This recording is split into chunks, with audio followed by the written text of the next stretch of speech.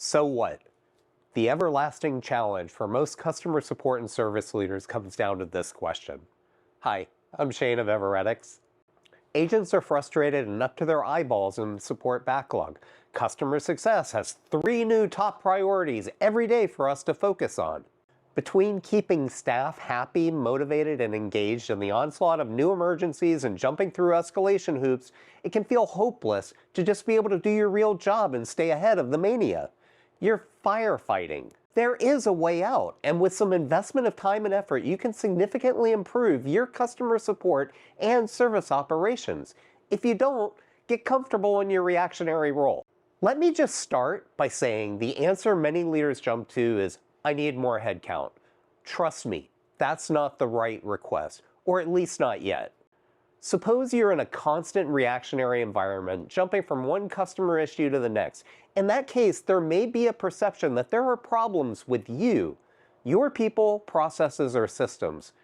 These customer issues, often referred to as escalations, can significantly impact your team's productivity and efficiency.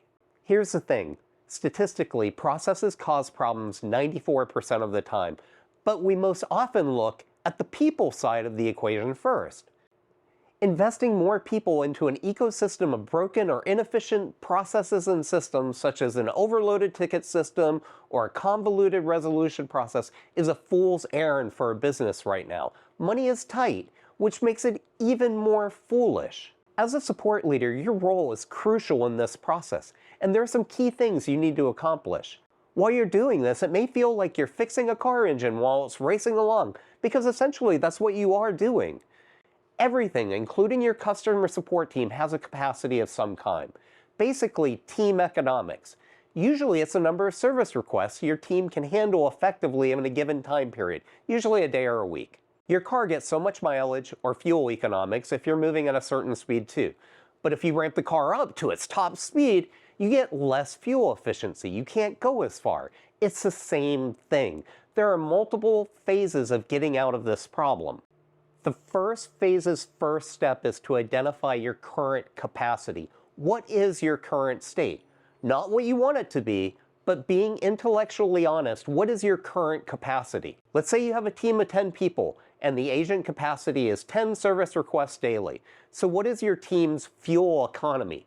10 staff times 10 requests are 100 service requests per day. The second step is to define your team's current economy when you escalate the speed. For example, perhaps one escalation requires an agent to work on nothing else that day, so your team loses that agent's throughput. Now your team's capacity is 9 times 10, or 90 total daily requests, along with one current escalation. After completing these 2 steps, you'll have a baseline, which means the current state of your team's productivity and efficiency. This baseline will help you understand the impact of escalations on your team's run rate. It's the economics of your team, plain and simple. It's your actual current state. And now it's time to communicate that. Get with your leaders and your stakeholders that escalate to you and be transparent. Here is our current state. Here is what I can do at our current level of quality. After sharing the current state, ask others how much escalation capacity they need and ensure they understand the big picture. For example, they may say, I need you to be able to work on 2 concurrent escalations. Fine. That leaves 8 people at 10 per day or 80 requests per day with 2 slots for escalations. The next step is to let them drive. Give up control. This capacity is for them to prioritize and decide how to use it. You don't care. Be transparent and always let them decide and make their own trade-offs. Again, it's the economics of the team. In this case, you can work on 2 escalations right now. Which 2 do you want me to work on? When the 3rd escalation comes in, which escalation do you want me to stop working on to start working on this new one? Using this approach changes the conversation when getting the 3rd escalation. And if you adhere to it and do a great job, you will begin to build advocacy to support you and your team's future requests. The conclusion of the first phase is to communicate an initiative to improve your productivity or economics. This approach has proven to be effective, and if implemented correctly, it can bring significant improvements to your operations. For example, you may say, "We will increase efficiency by 20% by the end of next quarter." The second phase is about how to improve those economics of your team. Now it's time to look at the engine and make improvements. That's what the second phase is about. So again, let's say an average agent is able to take an average of 10 service requests a day. Your goal may be to increase that by 20%. So where should you start? A common failure is to start with the people. 94% of the time, the problems lie in the process. Start there. What's the easiest way to determine where efficiency gains are hiding? The good news is, typically the support staff, the people that are actually doing the job, almost always already know where it's at. So bring the team together and ask, brainstorm, build a list of as many things as possible that, if improved, would make things more efficient, and rank order them. Rank order this list by their impact and their ease of implementation. Remember though, little things and quick wins add up.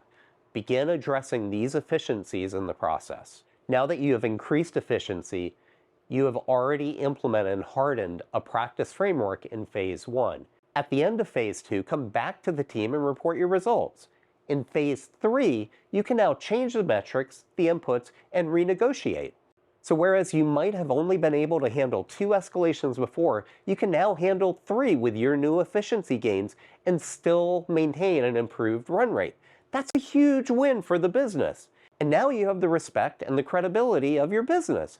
It is vital, though, to continuously report the economics and efficiencies of your team throughout these phases. And it is now, by doing this, you have established the credibility to request headcount. Of course, there are many details and variances depending on your individual situation, but the framework is always the same. Please try this approach and let me know how it goes, or what roadblocks, challenges, or obstacles you may encounter when implementing this framework, such as resistance from team members or lack of support from other departments. I've been on both sides of this many times and would love to learn more and from what you're experiencing. Please take care. Shane from Everetics. Bye now.